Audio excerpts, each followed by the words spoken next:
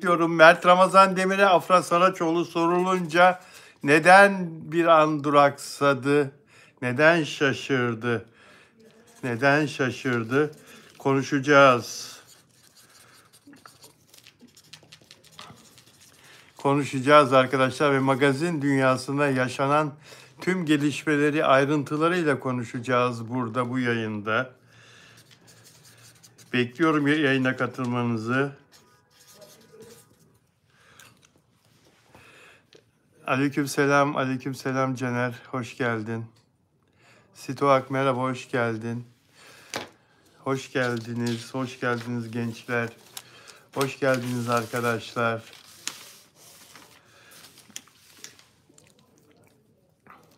Serpil sen de hoş geldin. Ege merhaba. Cihat merhaba. Gülseren, Casal, Serpil, Deniz, Dotasel, Servin, Miledi, Erdem Tosun, Stoak. Dostlar nasılsınız, iyi misiniz? Hepiniz için güzel bir akşam olsun. Her şey gönlünüzce olsun. Bu akşam ne akşamı? Bugün günlerden cuma. Bu akşam ne akşamı?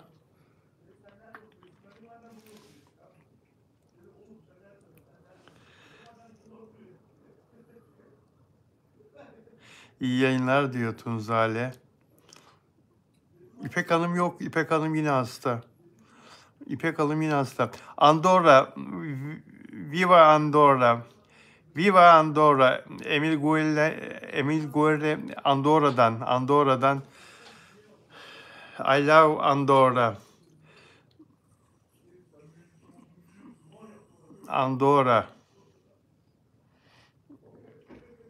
Andorra Avrupa'nın en küçük ülkesi biliyorsunuz arkadaşlar. Fransa sınırıyla İspanya sınırında, Fransa-İspanya sınırında arada küçücük minicik bir ülke. Ama dünyanın en güzel insanların yaşadığı bir ülke Andorra. Orada fakirlik diye bir şey yok.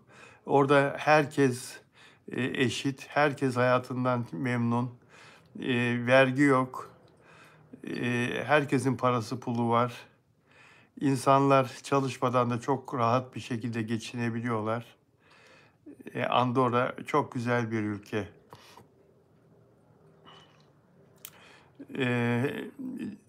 Caner, yayını beğenebilirsiniz, katkıda bulunabilirsiniz diyor. Teşekkür ederim Caner. Evet, beğenileriniz bizim için çok önemli arkadaşlar. Yayına başlamadan evvel söylemeliyim.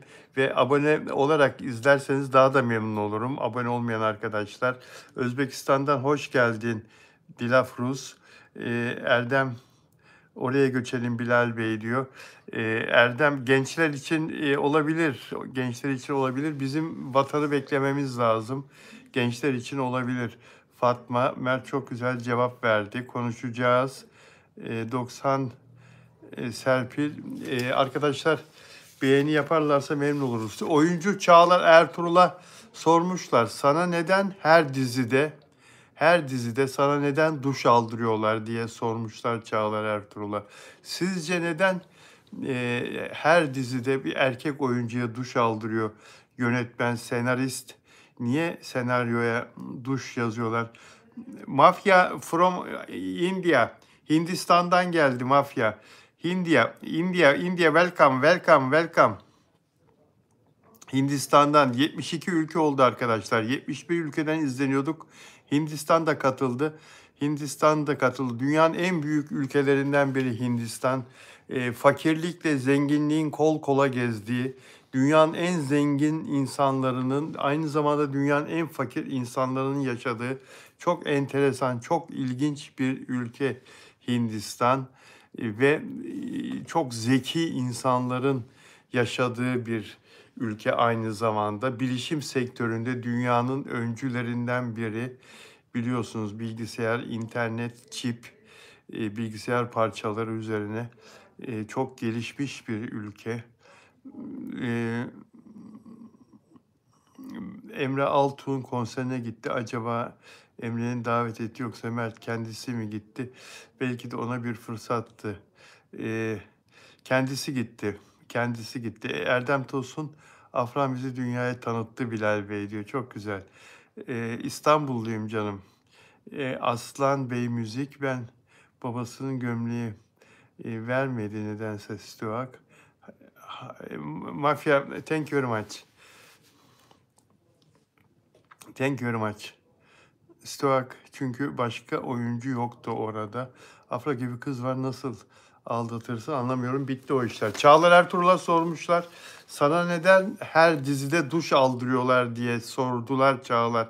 Oyuncu Çağlar Ertuğrul'a.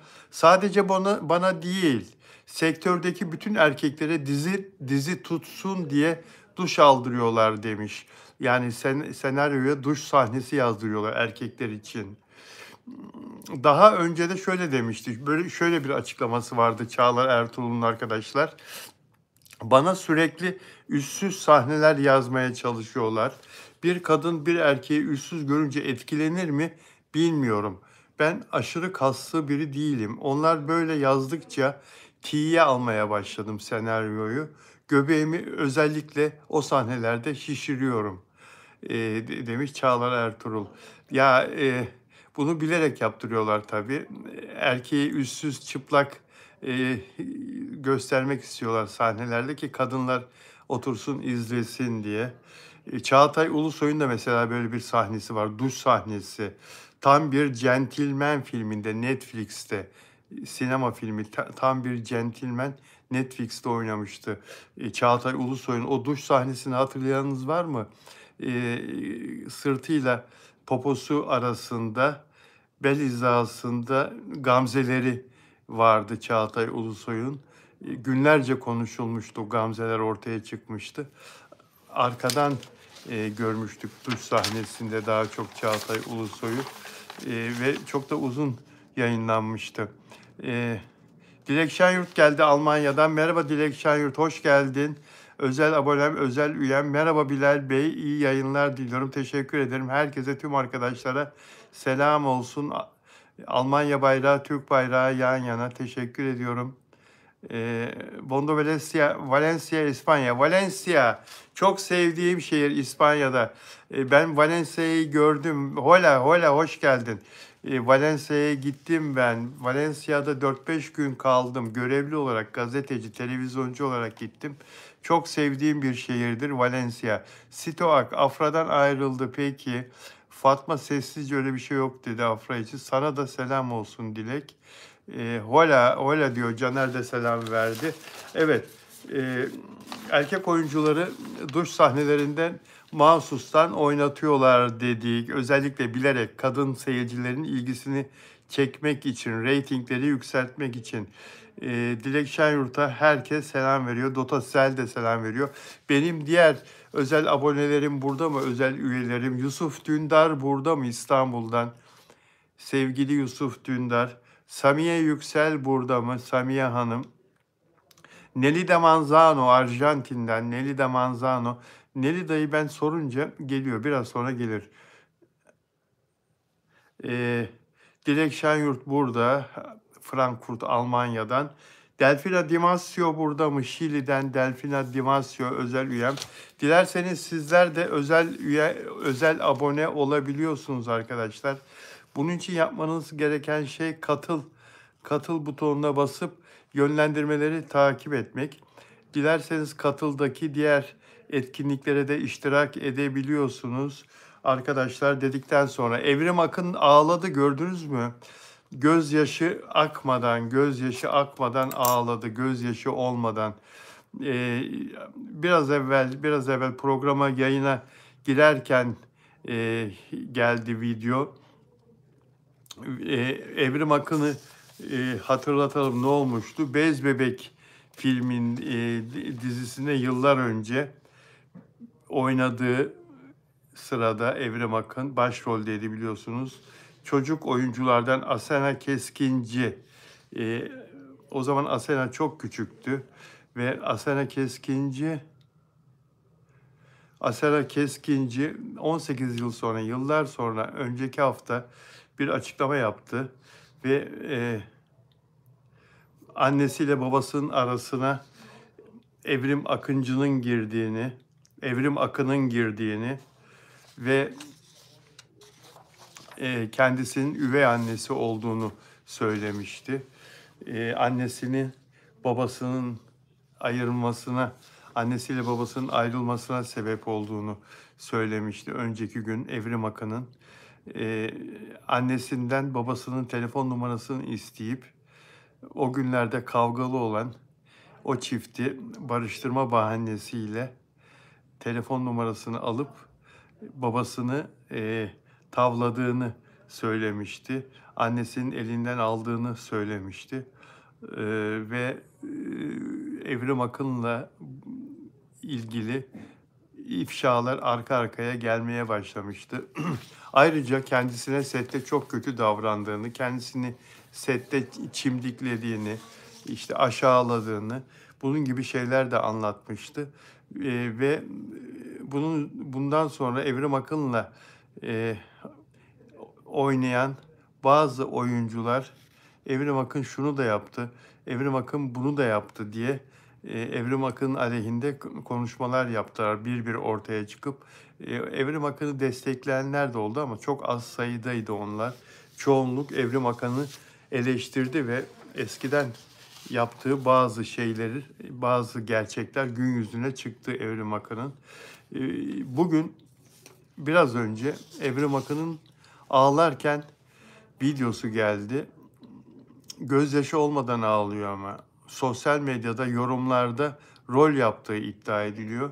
Algı operasyonu Evrim Akın orada bir konuşma yapıyor. Ağlar gibi yaparken bu bir algı operasyonu diyor. Ben iyilikten başka ne yaptım diyor. Günlerdir çok sinirimizi bozdunuz diyor. İnanın oturduğum koltuktan kalkamıyorum diyor ve çok üzgün olduğunu söylüyor.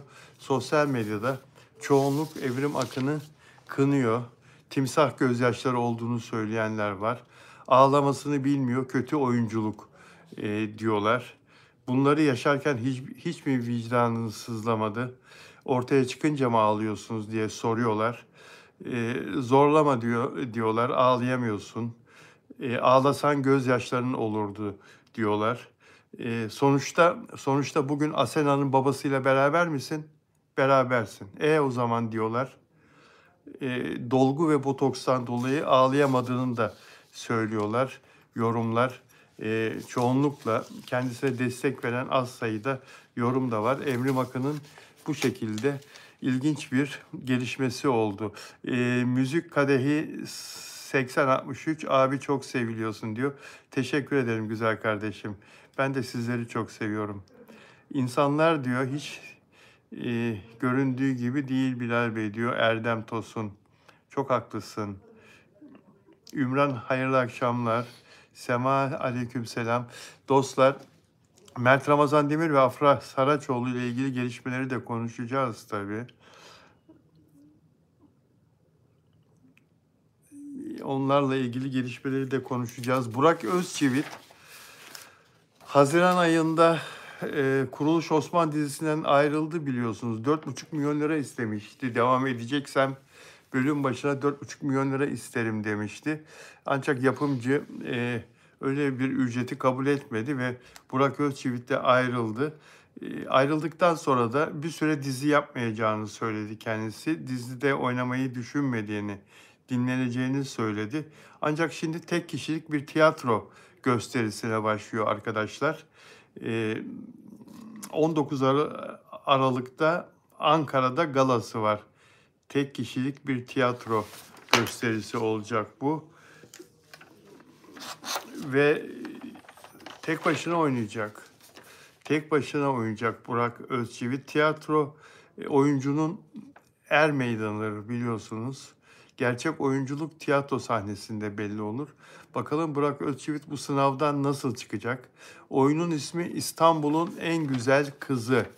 Oyun İstanbul karmaşasında yeşeren bir tutkulu aşkı, büyüyen bir aşkı, kıskançlığı ve kavuşmanın sıcaklığını sahneye taşıyacak. Burada ilginç olan Ankara'da başladıktan sonra Bursa, Eskişehir, İzmir, Kayseri, Gaziantep, Adana, Mersin oynayacak. Aralık ayı boyunca Ocak ayı yarısına kadar. Sonra yurt dışında Azerbaycan'da oynayacak. Azeri dostlar, Burak Özçivit memleketinize geliyor tiyatroyla. Rusya'da oynayacak. Rusya'ya gidecek. Moskova'ya, St. Petersburg'a, Kazan'a gidecek. Rusya'da oynayacak. Özbekistan'a gidecek. Özbekistan'da oynayacak. 5 ülke ve 16 şehirde oynayacak Burak Özçivit. Tabii yurt dışında çok sevildiği için bu ülkelerde salon tıklım tıklım dolacaktır. Orada hatta oyun sayısını falan da artıracaktır ve oralarda sponsor da bulunmuştur bence. Rusya'da, Azerbaycan'da yani çok para kazanacaktır bu işten. Tiyatro para kazandırmaz derler ama Burak Özçivit akıllı bir insan. Çok sevildiği yerlere gidecek. Zaten onun yurt dışındaki gittiği zaman tanıtımlara gördüğü ilgiyi biliyorsunuz. İnsanlar üzerine yığılıyorlar, kalabalıklar. Hele o kadınlar. Fahri Evcen de gider mi acaba ya? Bence Fahri Evcen Rusya'ya, Azerbaycan'a, Özbekistan'a gitmeli mutlaka. Kocasını yalnız bırakmasın. Hayır hayır, güvensizlik değil ya. Güvensizlik değil. Yani Burak Özçivit bir şey yapmaz da ben kadınlara güvenmiyorum. Oradaki kadınlara güvenmiyorum. Adamı yiyecek gibi bakıyorlar. Görmediniz mi daha evvel gittiği zamanlarda videoları? Yani yani Fahri Evcen bilir işini.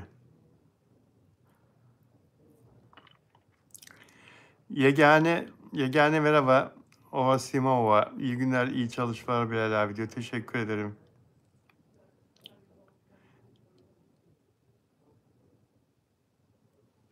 Yani Burak Özçivit konusu.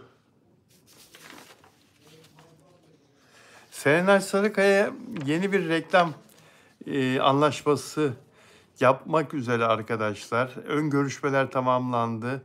Ön anlaşma yapıldı. İmzalar atılmadı. 1 milyon euro alacak benim duyduğuma göre. L'Oreal firmasının, dünyanın en büyük kozmetik firmalarından L'Oreal'in 2026 yılı için Türkiye'deki tanıtımını yapacak. 1 milyon euro ne yapıyor? E, 50-55 milyon lira yapıyor değil mi Türk parası? Dilek sen euroyu en iyi sen anlarsın. Almanya'da yaşıyorsun. 1 milyon euro çok iyi para. Çok iyi para.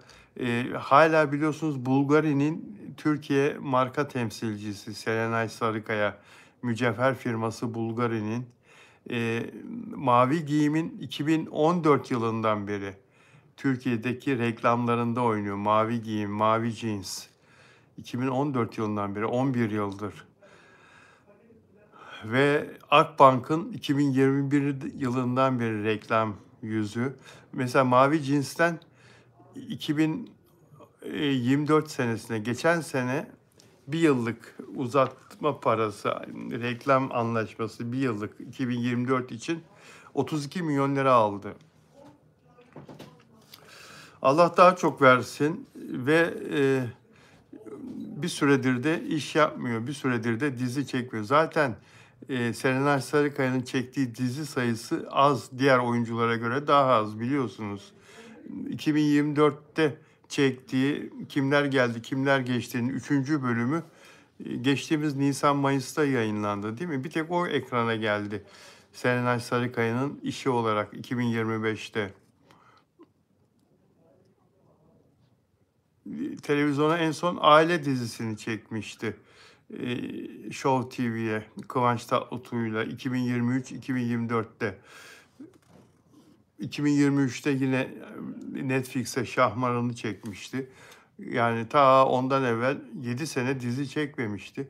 Bu kadar az çalışıp da zirvede kalan ve bu kadar reklamda insan firmaların tercih ettiği bir oyuncu olabilmek çok önemli bir şey.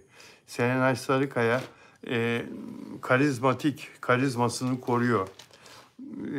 Serenay Sarıkaya ne olursa olsun yerini korumayı biliyor. Ekranda olmasa da, yeni bir işi olmasa da aylar boyunca, hatta 1 yıl, 2 yıl, 3 yıl zirvede bir isim olarak kalmasını biliyor.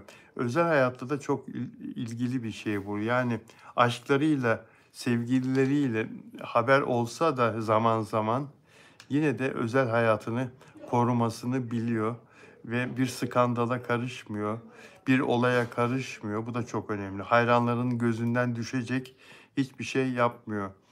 Eee, Onun için ünlüler özel hayatlarını gizli yaşamayı çok tercih ediyorlar. Açığa çıkmasını istiyorlar. Çünkü onlar insan, hata yapabilirler, yapıyorlar da.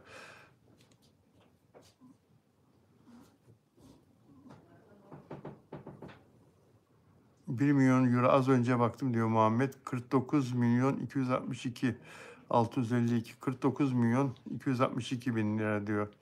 Evet, Stoak bir insan istemese kimse onlara yaklaşmaz. İster kadın ister erkek olsun ama erkekler nefsine hakim olmalı. Hey maşallah o parayla dünya turuna çıkarım diyor Caner. Meryem selam Bilal ve iyi yayınlar diyor. Teşekkür ederim. Yani arkadaşlar evet İbrahim Çelikkol. İbrahim Çelikkol'u beğeniyor musunuz oyuncu olarak? Bu şeyde Dubai'de ödül aldı ya önceki gece sahneye çıktı. Ödül aldı biliyorsunuz. Dün konuşmuştuk. Diafa Uluslararası Arap Festival ödüllerinde kendisine ödül verileceğini söylemiştik. Uluslararası en iyi erkek oyuncu ödülünü kazandı. İbrahim Çelikkol. Sahneye çıktığında arkadaşlar Dubai'de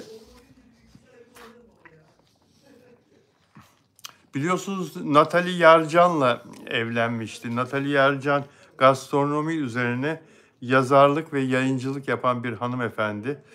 Onun da ikinci evliliği İbrahim Çelikkol. Onun da ilk eşinden 2 tane çocuğu olduğunu duydum. Natalie Yarcan'ın. İbrahim Çelikkol da daha evvel Mihre Mutlu ile evliydi biliyorsunuz. 3 sene önce boşanmıştı. Ve bu Eylül'de, 22 Eylül'de Natalie Yarcan'la evlendi. İbrahim Çelikkol çıkıyor sahneye ödülünü almaya. She is my life diyor. She is my wife. I love you Natalie Yarcan Çelikkol diye sesleniyor sahneden. Millet alkışlıyor, herkes alkışlıyor, coşkuyla alkışlıyor. Karısına, seyirciler arasında bulunan karısına adeta ilanı aşk yapıyor İbrahim Çelikkol. Güzel bir davranış değil mi? Kadıncağızı nasıl onore ediyor İbrahim Çelikkol. Canti bir erkek, canti bir erkek. E, Yani ünlüler arasında böyle kibar, böyle kadınına değer veren kişileri görmek, erkekleri görmek çok güzel bir şey. Kadınlar için çok önemli bir şey. Acaba diyorum değerli dostlar siz yabancı değilsiniz. Hani evlilikleri çok yeni ya 22 Eylül'de evlenmişler. Yani şurada birkaç aydır, 1,5 aydır. Acaba onun sıcaklığı cicim ayları sürdüğü için mi böyle güzel bir jest yapma ihtiyacını duyuyor, içinden taşıyor, geliyor. Hani aşk daha alev alev ya şu anda aşk. Acaba onun etkisiyle mi? Yani birkaç yıl sonra filan yapmaz mı böyle jestler? İbrahim Çelikkol'da olsa. Bütün erkekler böyle midir ya? Ha? Sıcak sıcak olduğu için mi daha her şey çok yeni olduğu için mi yapıyor? Siz daha iyi bilirsiniz ama bilmiyorum. Sizin fikriniz ne? Ama siz kadınlar bazılarınız diyelim bazılarınız hepiniz değil. Bu aklınıza gelir bu benim söylediğim. Ama yine de olsun dersiniz. Ya yine de beni seviyor ya, yine de beni onore etti ya dersiniz. Geçer gider birkaç yıl sonra hiçbir şey kalmaz. Dışarıda başka kadınlara bakar ya da ne bileyim ben bana soğuk davranır, eve geceleri akşamları geç gelir filan. Bunları ihtimal dahilinde olsa bile erkeklerin bazıları yapar çünkü böyle. Hele ünlüler dünyası. Hayatım benim bu akşam çekimim var. Uzar uzar. Sen yat uyu beni bekleme. Sabahlara kadar çekim var. Çalışacağız diyebilir İbrahim Çelikkol 1-2 sene sonra mesela. Ama bu böyle olsa bile, bu ihtimaller olsa bile olsun şimdi çok seviyor ya, bu önemli dersiniz. Öbür türlüsü de insan hasta yapar değil mi? Kuşkulu olmak. Ya gelecekte beni sevmezse filan. Ha? Böyleleri de var mı? Çok yakışıklı erkek ya. Kadınlar buna çok ilgi gösterirler. Eyvah ben bu adamla evlendim ama acaba Gerçekten bana sadık olacak mı? Ünlülerle evlenmek ne kadar zor ya. Ne kadar zor değil mi arkadaşlar? Şarkıcı Derya Ulu ve sevgilisi Asil Gökü, müzisyen Asil Gökü aylardır rahatsız eden o sapık var ya,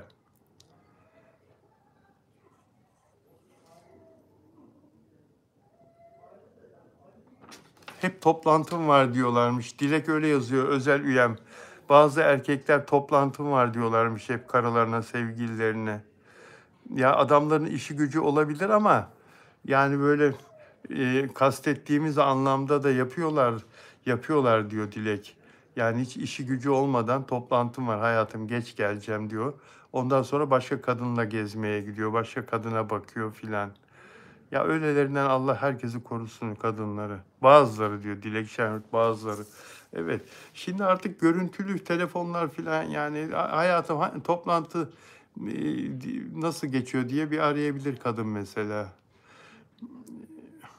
Fahri Evcen hep görüntülü arıyor ya. Burak Özçivit hep görüntülü arıyor Fahri Evcen. Hele yurt dışındayken devamlı. Kocacığım seni çok özledim. Nasılsın? İyi misin kocacığım? Kocacığım. Kim var etrafında? Nerede o anda? Nerede? Bir otel odasındaysa falan yandı. Ondan sonra kendi otel odası olduğunu anlatana kadar, odada yalnız olduğunu anlatana kadar göbeği çatlar. Evet, Derya Ulu ve nişanlısı Asil Gök'ü aylardır rahatsız eden Derya Ulu şarkıcı. Çok güzel sesi var. Kendisi de güzel kadın. Bu sapık dadanmıştı ya onları. Huzur bozuyor, tehdit ediyor, ısrarla takip ediyor. Bu yargılandı, bu adam yakalanmıştı ve gözaltındaydı. Yargılandı. Bir daha yapmayacağım dedi hakim ama hakim dinlemedi. Allah verebileceği cezayı verdi ona. Fakat işte cezalar fazla değil. 1 yıl 10 ay hapis cezası verdi. 1 yıl 10 ay. Bunun yatarı yok maalesef. 2 yıldan az olduğu için cezaevine girmiyor. Paraya çevriliyor. 32.500 lira para cezasına çevrildi. Bir daha yaparsa bir daha yaparsa 5 sene içinde benzer bir suç işlerse bu sefer hapse girecek. Bir daha yapmaması lazım. Böyle bir şey. Ama olsun mahkemenin ceza vermiş olması, yargılanıp da cezasının kesilmiş olması bu da bir güzel bir şey. Bir daha yaparsa zaten bu sefer hapse girer. Toplanır, yeni alacağı cezayla bu ceza toplanır. Hepsini birlikte yatar. Peki, Dilek Şenyurt özel abonelik Ultra Aslan'a söylüyor. Onu diyen ya da düşünen kadının karakterini sorgulamak lazım. Ultra Aslan ne yazmıştı bilmiyorum. Evet, herkes burada mı? Beğen sayısını artırabilir miyiz arkadaşlar? Beğenmeden izleyen dostlara selam olsun. Beğen bizim için önemli. Hype ederseniz, hype yaparsanız da çok memnun oluruz arkadaşlar. Yorumlarda buluşalım aynı zamanda. Videonun altına yorumlarla da katkıda bulunun dostlar. Ve bu akşam ne gecesi diye sordum söylemediniz. Cuma akşamı ne var Cuma akşamı? Taşacak bu deniz. Taşacak bu deniz var. Taşacak bu deniz. Ava Yaman'ı seyredeceğiz. Ava Yaman'ı seyredeceğiz. Burak Yörük'ü seyredeceğiz. Öyle değil mi arkadaşlar? Ulaş Tuna Aztepe'yi seyredeceğiz. Başka kimi seyredeceğiz?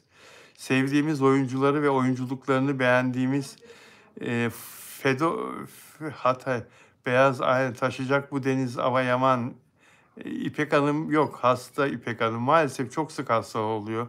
Telefonda sesi gelmiyordu bile.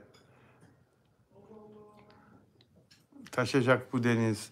Taşacak bu deniz var. Evet. Ya Hande Erçel'in Metin Akgülger'le bir röportajına rastladım arkadaşlar. Sosyal medyada. Dört gözle bekliyorum bu akşamı diyor. Esma. Güzel bir dizi. Cuma'yı bekliyoruz diyor. Fakat anneyle babayı Eleni'yi annesiyle ve babasıyla hani böyle tereyağdan kıl çeker gibi karşımıza getirmiyor senarist. Yani Eleni bu senin annen, bu senin baban. E, Yani Adil Koçeri ile Esme Çavuş'u ve Eleni'yi bir aile olarak karşımıza getirmiyor, getirmeyecekti. Uzun zaman getirmeyecekti. Hep böyle acabalar, hep böyle dolan başlı işler, hep böyle bir türlü kavuşamayacaklar. Bir türlü başkası annesi, yok başkası babası. Hep böyle uzaması için tabii, yoksa biter dizi. Öyle değil mi arkadaşlar? 8. bölüm yayınlanıyor. 8. bölümde annesi, ha budur gerçek annesi, ha budur gerçek babası Eleni'nin dese senarist, bitti dizi. Bitti. Şimdi bana yazıyor insanlar, çok sağ olsunlar takipçilerim. Bunlar genellikle böyle daha genç, teenage arkadaşlar. 14-15 yaşında olduklarını tahmin ediyorum. Ya Bilal abi, neden Eleni'nin annesinin işte Esme olduğu, babasının Adil olduğu söylenmiyor ki? Belli bir, ben anladım. Niye bunu söylenmiyor ki? Neden ortaya çıkmıyor ki dizide falan diye. Çocuklar istiyorlar ki bir an evvel çıksın. Bütün seyirci öyle istiyor ama o zaman dizi olmaz ki, biter dizi. Tadı olmaz zaten. Böyle sürükleyecek. Araya düşmanlıklar gelecek. Araya onlara yanlış yapanlar olacak. Birbirlerine, iki aile birbirlerine e, bela olmaya devam edecekler. Üzüleceğiz, sevineceğiz. Onlarla beraber kahkaha atacağız. Onlarla beraber dertleneceğiz. Böyle böyle diziyi izleyeceğiz. Sardı iyice değil mi? Herkesi sardı dizi. Hepimizi sardı. O müzikler ne güzel müzikler ha. Taşacak bu denizdeki. Bir yanda Rum müziği veriyor. Bir bakıyorsun Karadeniz havasıyla o Rum müziğini birleştiriyor. Şarkı aynı. Şarkıyı bir Rumca dinliyoruz, bir Türkçe dinliyoruz Karadeniz şivesiyle. Tadından yenmiyor ya, tadından yenmiyor. Öyle değil mi arkadaşlar? Bilal Bey, Taşacak bu dizi ne kadar sürer acaba? Ava Yaman'a belki başka bir proje teklifi gelebilir. Dizi bitse belki o zaman. Şimdiden bir sürü reklam filmi teklifi geldi Ava Yaman'a arkadaşlar. Ava Yaman çığlık çığlığa her gün. Her gün çığlık çığlığa Ava Yaman. Sevinçten. Kendisi karar veremeyecek. Annesi, babası, işte menajeri hep beraber karar verecekler. Çığlık çığlığa. O kızın mutluluğunu hayal edebiliyor musunuz Ava Yaman'ın? O güzel kızın, o akıllı kızın, zeki kızın, iyi huylu kızın, o mutluluğunu, sevincini, mavi tık almış. Nasıl sevindim. Yavrucak 9.000 takipçisi vardı sadece. Taşacak bu deniz dizisine başlarken. Mavi tıkı yoktu Instagram'da. Dün baktım mavi tık almış hesabına. 700 bini geçmiş hesabı. 700 bin takipçiyi geçmiş. Ya dedim, başrol oyuncusu bu kız. Mavi tık olması lazım bu kızda. Çok yakında alır diye düşündüm diziye başladıktan sonra. Tabii almış, etrafında artık insanlar akıl veriyorlar. Fikir söylüyorlar. Onları bir an evvel tabii e, gerçek dost, gerçek arkadaş ama kendisinden işte yararlanmak isteyen, onları ayırt etmesi lazım ve elemesi lazım. Böyle bir anda zirveye oynamaya başlayan, yükselişe geçen insanların etrafında hemen böyle ondan menfaatlenmeye çalışan arkadaşlar peydahlanır. Bilirsiniz siz de. Onları elemesi lazım, yoksa sonra üzülür. Sonra üzülür. Zor. Şöhret yönetiminde bu da var. Bunu da yönetebilmek lazım. Ama çok iyi bir kız olduğu için Allah onu korur. Kötülüklerden korur. Çok iyi bir insan olduğu için diye Hande Erçel ile Metin Akdülger konusunu konuşacaktım arkadaşlar. İki Dünya Bir Dilek filminde birlikte oynadılar, biliyorsunuz, dijital platform için. Hande Erçel, Metin Akdülger yanında oturuyor. Metin Akdülger'i öve öve bir hal oluyor. Hikayesini yazdığı ve başrolünde oynadığı diziyle ilgili konuşuyor. Benim tek hayalim diyor Metin'le oynamaktı diyor. Bak bak bak bak bak bak bak bak bak bak bak. Ciddi söylüyorum ya. YouTube çekimi bu ama Instagram'da gördüm. Affedersiniz. Dolayısıyla şu YouTube kanalında diyemiyorum ama Hande Erçel, Metin Akdülger yazarsanız yeni tarih olduğu için algoritma sizin karşınıza çıkarır. E, Hikaye, evet, tek hayalim Metin'le oynamaktı öyle yüce gönüllü biri ki benim böyle bir adım atıyor olmamdan kaynaklı işin içine girmek istedi. Biliyorum ki onun için her şey sonradan geldi. Ben onun gözünde hissedebiliyordum onu. Sırf ben bu işi yapıyorum diye bana destek olmak için o yüzden bu işi kabul etti. Benim için Metin çok başka yere konumlandı. Diğer şeyler onun için sonradan geldi dediği o senaryo falan diyor orada. Senaryo falan diyor ya da asıl para. Hiç para falan sormamış Metin Akdülger. Buradan ne kadar para kazanacağım, ne kadar para alacağız bu işten, ne olacak işte filan diye hiçbir şey detay sormamış. Senin işin mi, senin projen mi, sen var mısın Hande, sen benim olmamı mı istiyorsun? Bu karakteri beni düşünerek mi yazdın? Ben varım Hande demiş. Hop, Hande de şimdi onu yerlere göklere aman koyamıyor. Ben geçen gün bir şey söylemiştim. Hatırlayan var mı arkadaşlar? Hande Erçel ile Metin Akdülger hakkında.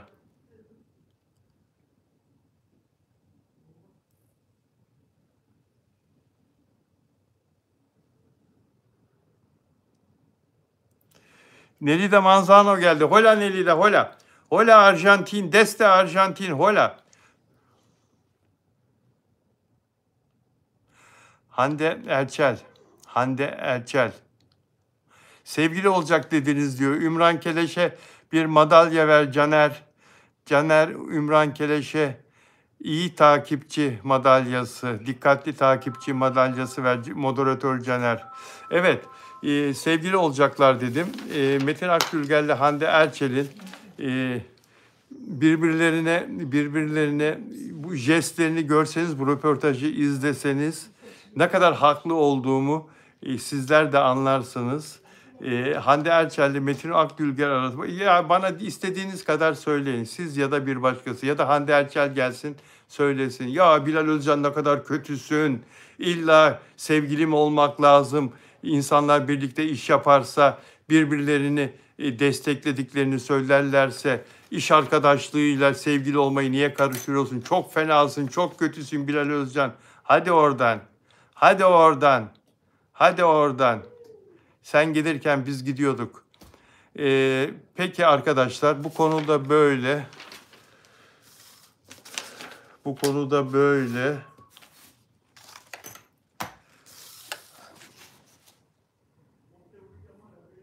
Evet izledim diyor Gülseren. Çok övdü diyor. Yani normalin dışında bir şey bu. Normalin dışında bir şey. Evet Metin Akdülger iyi oyuncudur. Metin Akdülger o rolün içine girer, karakterin içine girer. Nitekim burada Can karakterini diyor ki Hande Erçel, Can karakterini Metin'i düşünerek yazdım diyor. Metin'i düşünerek yazdım diyor. Onun için olduğunu bilerek. O da onu diyor aldı kabullendi. Yazdığımdan daha iyi oynuyor diyor. Düşündüğümden daha iyi oynuyor falan diyor.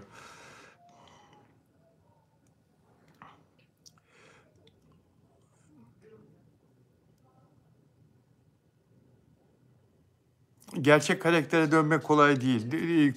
Dilek Şahin soruyor. Bilal Bey, oyuncular ruh halleri nasıl oluyor? Dizideki karakteri rafa kaldırıp paydos olduğunda gerçek karaktere dönmek zor değil mi? Kolay olmuyor. Kolay oluyor diyen inanmayın. Ben hemen kendim olurum. Ben hemen aslıma dönerim falan diyen varsa çok fazla inanmayın. Hele ki bazı erkek oyuncular yani böyle mafyatik falan oynuyorsa dizide, bir mahallenin abisini oynuyorsa ya da bir örgütün liderini oynuyorsa anlatabiliyor muyum? O oyuncuları aklınıza getirin kimler olabileceğini. İnanın o örgütün liderine, o dizideki o karakteri, o mafyanın liderine birebir birebir benzeyecek kadar gerçek hayatta da aşağı yukarı aynı yürüyüşler, aynı davranışlar, üzerinde silah varmış gibi insanlarla konuşmalar filan. E, Ciddi söylüyorum. Durup dururken hiçbir şekilde tartışılmayacak ortamlarda tartışma konusu açmalar. Bu hani mahallenin abisini falan oynayanlar için söylüyorum. Çok bildiğim oyuncu var ama burada şimdi isim vermek istemiyorum teker teker onları. Ama inanın çok bildiğim oyuncu var. Bu ağır abi rollerinden çıkamayan bir türlü. Hiç hayatında silah taşımamışken o dizide oynadıktan sonra gerçek silah taşıyan, gerçek mermiyi ağzına verip de gezen filan. Gazetecilere bile silahını gösteren, tartışırken sarhoş, tartışıyor gece gazetecilerle. Gazeteci onu bir kadınla görüntülüyor. Kadını gönderiyor. Gazetecilerin üzerine yürüyor, tartışıyor. Dizide bir böyle mafya dizisinde önemli bir rolde oynayan bir oyuncudan bahsediyorum yıllar önce. Gazeteci silahını gösteriyor. Bu kadar işin içine girmiş. Bu kadar. Yani başka anlamdaki rollerde de role kendini kaptıranlar var.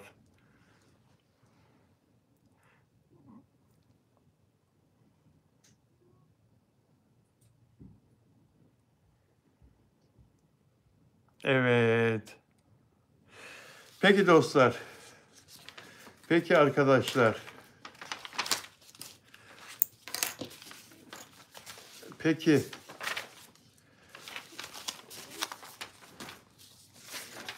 Mert Ramazan Demir'i Mustafa Ağday ile gazeteci, televizyoncu Mustafa Ağday ile röportajını izledik. Mert Ramazan Demir Emre Altuğ'un konserine gitti. Değil mi? Üzerindeki Burberry atkı nasıldı? Kırmızı Burberry atkı. Güzel değil mi? Onun çok benzeri bende de var. Burberry'nin kendi en çok kullanılan rengi olan o kahverengisinden de var. Bu kırmızıdan da var. Çok benzeri. Mert'e de çok yakışmış. Atkı boynuna, kafasındaki şapkayla, üzerindeki siyah kıyafetle çok ve zayıfladığı için de zaten bir model gibi aynı zamanda. Zaten artist ama bir model gibi, bir manken gibi de yakışıklı Mert Ramazan Demir. Ve Mustafa Ağda Söylemezsem Olmaz programındayken bizim muhabirimizdi Mustafa. Çok cevval bir çocuk. Muhatabının ağzından gelir, burnundan çıkar tatlılıkla ama. Tatlılıkla her şeyi sorar.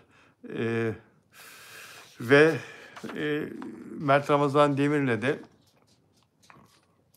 insanların ilgisini çeken bir söyleşi oldu ayaküstü. Mert Ramazan Demir bu sefer sorulara her zamankinden çok daha fazla cevap veriyor ve son derece efendi. Mert Ramazan Demir'i görüyoruz işte, ne kadar kibar, ne kadar efendi, şeker gibi bir çocuk.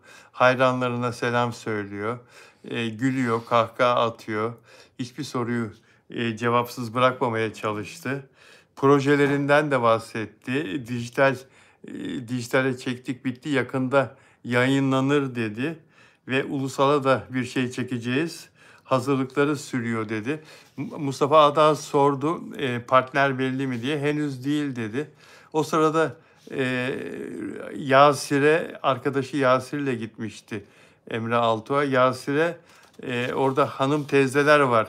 Mert Ramazan Demir'in arkasında hayranları, fandom teyzeler var. Mert'e çok iyi bak diye seslendiler. Duydunuz mu? Fandom teyzeleri. Mert'e çok iyi bak Yasir diye seslendiler. Ve etrafındaki insanlar da Mustafa Ağa'dan kamerası çekiyor röportajı. Etraftaki insanlar da cep telefonlarıyla arkadan yandan olan biteni görüntülüyorlar. Sosyal medyada çokça o fotoğraflardan var, o videolardan var.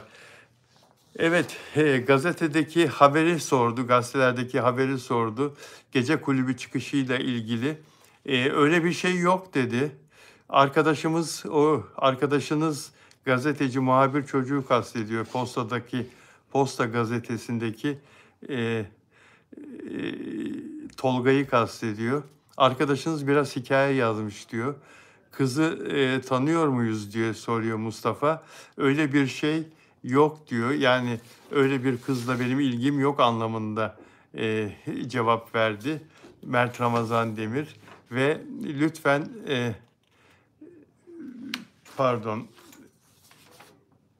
ilişki sorusuna da ilişkimiz yok, hiçbir şeyimiz yok, yalnızız, tamam mı diye cevap verdi. Şimdi bunu her türlü anlayabilirsiniz.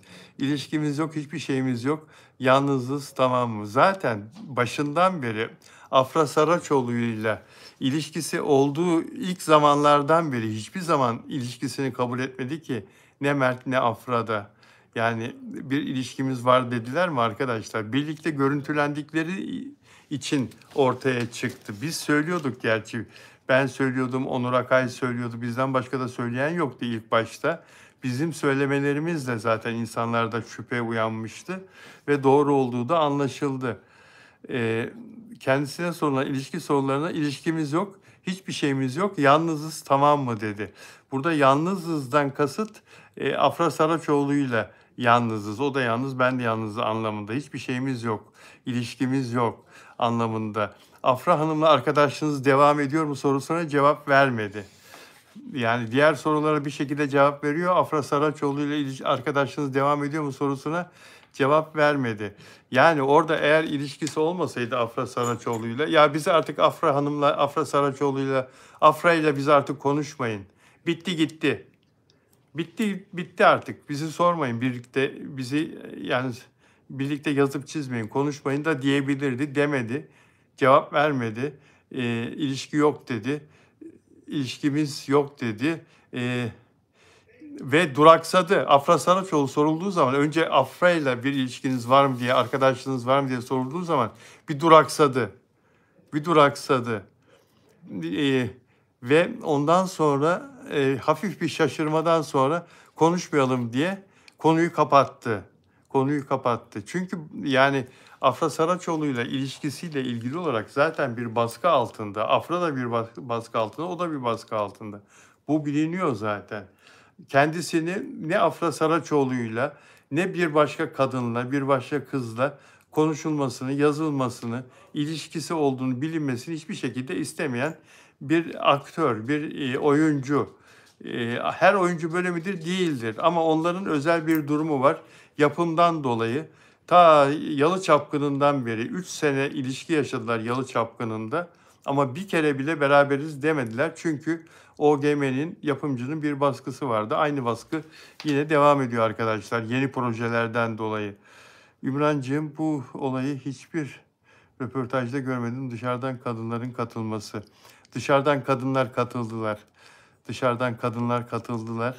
Ve sosyal medyada, Twitter'da görebilirsiniz. Twitter'da o videoları görebilirsiniz. Benim Bilal Özcan Official'a girin. Storylerime bakın. Orada da görürsünüz. Bilal Özcan Official Instagram adresimde, hesabımda. Storylere bakın. Kadınlar orada da fandom teyzeler.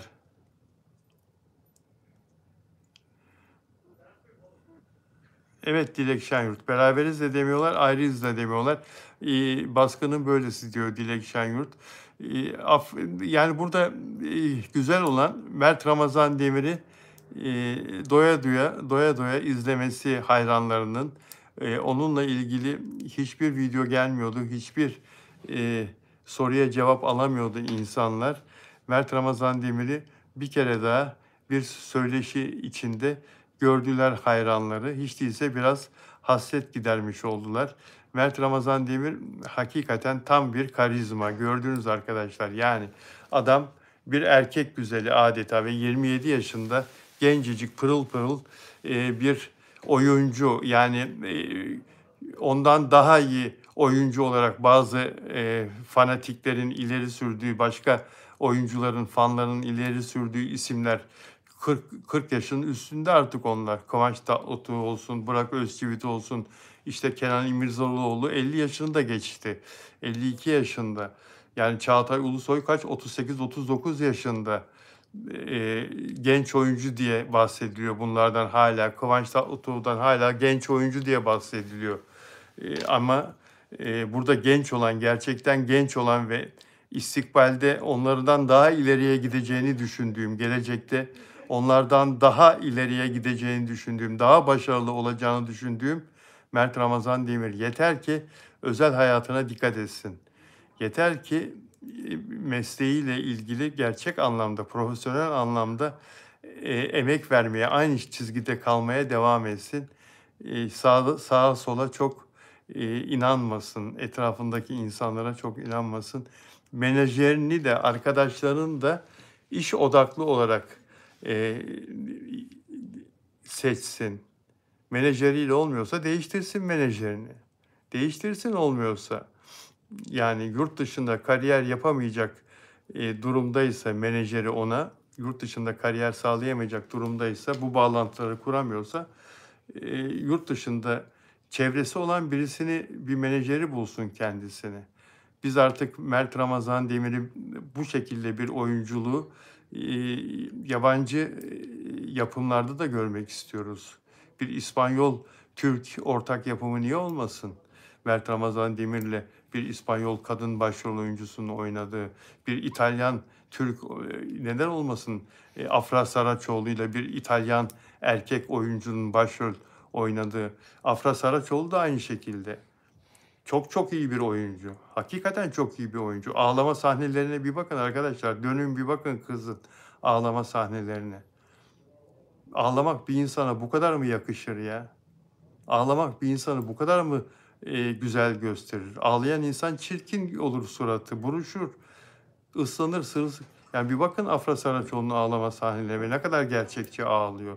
Nasıl geçiriyor o duyguyu bize.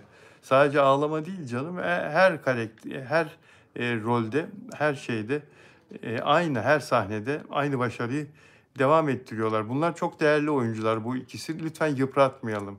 Özel hayatlarını çok fazla biz de değişmeyelim arkadaşlar.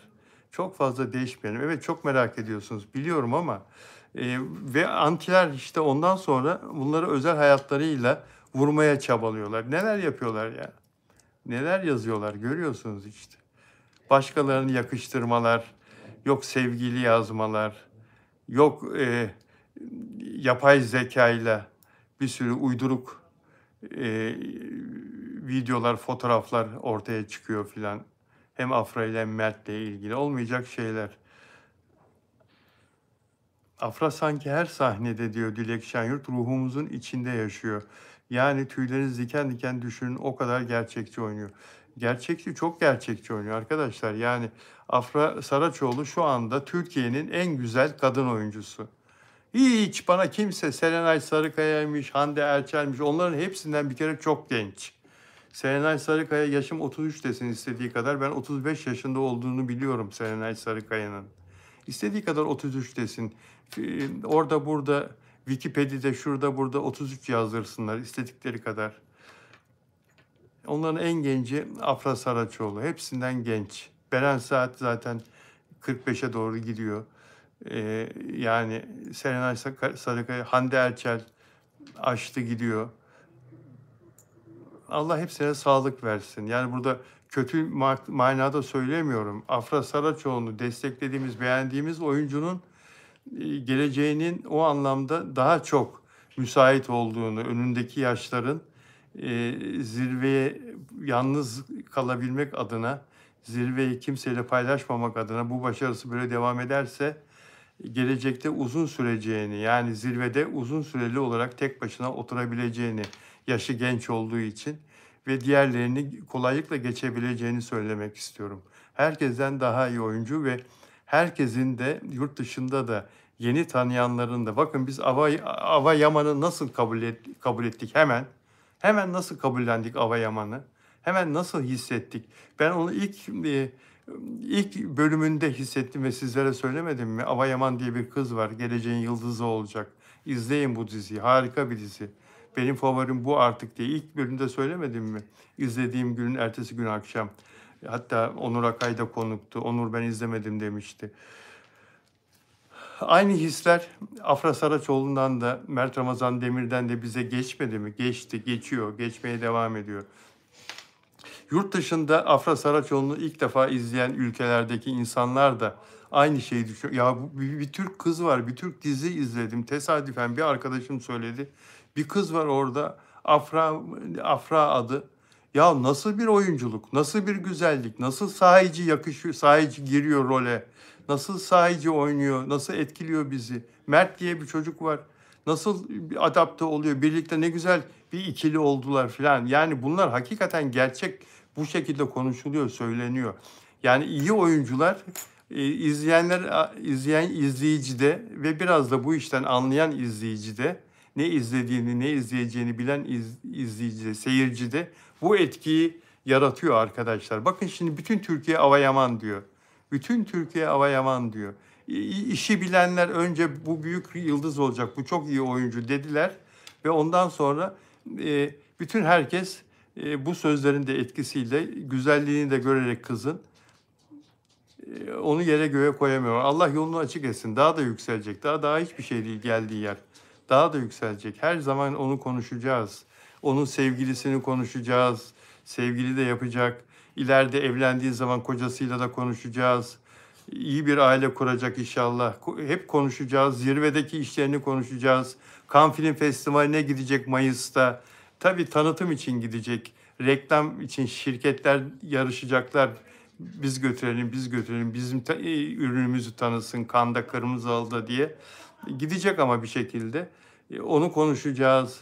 Yükselecek, daha da yükselecek. Çalışan, hak eden, gerçekten emek veren, oyunculuğu çok seven ve oyunculuğa emek veren insanlar elbet er geç bir yere gelirler arkadaşlar. Bir yere gelirler, bir şekilde şans onları bulur. Peki dostlar, çok teşekkür ediyorum. Yarın cumartesi, Allah'tan bir mani olmazsa yarın Onur Akay'la birlikte olacağız, karşınızda olacağız.